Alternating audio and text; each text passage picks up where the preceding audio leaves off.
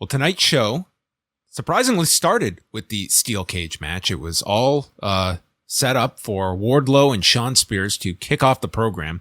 And MJF was out as the special referee, and Wardlow is brought out in his handcuffs. The announcers are noting this is a great entrance that he's got. They're right. This is supposed to be a punishment for him, but it's been very beneficial. So he is in his handcuffs. MJF cannot find the key. So the bell rings and MJF starts attacking him along with Shawn Spears, and Wardlow is defenseless, where he is in the handcuffs. His face is rammed into the cage, but then all of a sudden Wardlow kicks away at Spears, but they explain he can't lay his hands on MJF because he will be disqualified and then lose his match on Sunday. So instead, MJF is aware of all of this, and suddenly Wardlow rips off the handcuffs. A truly great spot. I think it's great. I mean, I think you always run the risk of going too comic booky, a little potentially cheesy if not done right. But for whatever reason, maybe because it's in front of a crowd that's absolutely craving a comic book sort of Hulk type of villain here, it came across really well. It came across exactly, I think, as they wanted it to. It was a great visual. This crowd, they were so hot for this match. I would argue this match, I mean, there was a great vibe for the face-to-face, but for any of the match, I thought this was the hottest the crowd sounded all night was for this. Agreed.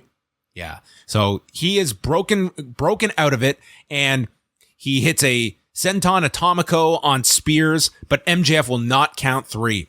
He then goes for a powerbomb, and MJF kicks him low, and Spears gets up C4 and still kicks out despite MJF registering a fast count. Spears goes to the floor to get a chair and brings it into the ring. And MJF is holding Wardlow. Spears winds up, and dude, he sent MJF down to the canvas with a brutal chair shot. I didn't see the hands go up. No hands. There were no hands. He just clocked him on top of this. And MJF goes down. He's out. The crowd is chanting, you fucked up. And the straps come down. Powerbomb Symphony. He hits 3 of them to Spears as the crowd is losing their mind. Bryce Remsburg is in. And then the 4th and final powerbomb is registered on top of the chair as Wardlow pins him in 6 minutes and 53 seconds. Then he goes to powerbomb MJF, but all of security runs in. One by one, they are all sent flying by Wardlow. One dude gets powerbombed into the cage, and the visual is Wardlow as King Kong standing on top of the cage, eyeing down MJF, who was selling on the ramp. I'll get it out of the way. I could have done without the chair shot, but I agree. But last time they tried something like this, if we remember, it was with Cody. Yes, and that one went well. Well, that was supposed to be some sort of they claim they had some kind of worked chair shot. I don't know. I don't know what Doc Brown created for them in terms of a chair. I don't know. So I believe that it was probably just the interior, sort of like that sheet of metal that was probably like a softer metal. And what ended up happening was the frame that was really solid ended up catching Cody and made him bleed a great deal and gave him a concussion, from what I recall. I'm sure this was not straight metal on skull. That said, I don't know. I don't know if I'm going to give a benefit of the doubt that this is a great idea either. Sure. Yeah, you're of course welcome to think that. Of course, ultimately, people watch and people mimic. And are we in 2022, knowing what we know about concussions? Is this even the right spot to, broadcast on TV? It's a valid question to ask. I'd love to know some follow up coming out of this, whether or not that was exactly, as it looked, or if it was something that they took a bit more precautions for. Because they tried this previously in the past with Shawn Spears, I'm willing to at least be open to hearing exactly what happened here. But of course, it is something that you should be concerned about, just as still an object with like impact that the head is absorbing, like at its baseline. Yeah, but I mean, people do like trash can, shots to the head. Those aren't great either way. Like this is like you're striking the head with objects. Like I don't think it can be worse. based on the object, but it's still trauma to the head that we're looking at here. And this was hardly a shot that, like, he wound up and just nailed this guy with this. Right. Whatever it was. Yeah, I'm not going to sit here and defend shots to the head with any sort of object. I mean, I don't like like running too fast and pulling a hamstring. So I'm not really somebody who's here to say what's good and what's not. I'm just saying that I'd like to know exactly whether or not this was a real chair shot. Because if it was a solid steel regular chair, then yeah, it would be irresponsible. But I'd like to know some follow up. That's all.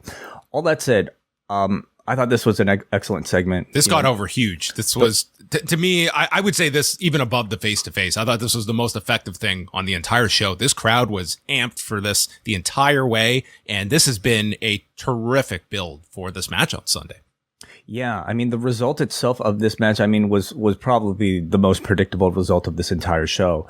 But the journey of getting there was still filled with enough surprise and drama to make the match completely satisfying. I love the way that they stacked these odds against Wardlow in this challenge. I mean, what is supposed to be a very foregone conclusion? He needs to win this match to get to the pay-per-view. Of course, he's going to win. But they gave him 3 handicaps here. The first handicap being, you had basically a double team, with Spears and MJF. You had Wardlow for the first half of this match completely in handcuffs. So he had to fight the match in handcuffs. And secondly, he can't even attack the referee even after breaking through the handcuffs, or else he risks the disqualification. So they continue to just make Wardlow, despite being so large, just the most sympathetic, monster that I think we've seen in quite some time. The theatrical moments that they embedded in this match with Wardlow doing some dramatic pausing before breaking through those handcuffs, to him slowly rising in the background after that chair shot behind Sean Spears. I thought that was some excellent blocking. And of course, the arena panning shot of Wardlow standing on top of that cage. In terms of, I think, direction and smoothness, I think it's one of the best stories AEW has produced. And especially considering how Wardlow is a complete AEW original. And I would say MJF, to a big extent too, is very, it's not somebody who came in with like a big deal of notoriety before starting this company. Like, I think as a original story between two guys who don't rely on their existing star power, like a Kenny or a Punk, I think AEW has been telling one of their best stories so far. So we'll see if they can end it strong on Sunday. Yeah, and then it becomes the other test of Wardlow away from MJF as well. Like, that's sort of the next chapter of his career that, I mean, could you have set the table any better for this guy to be this breakout babyface coming out of this feud?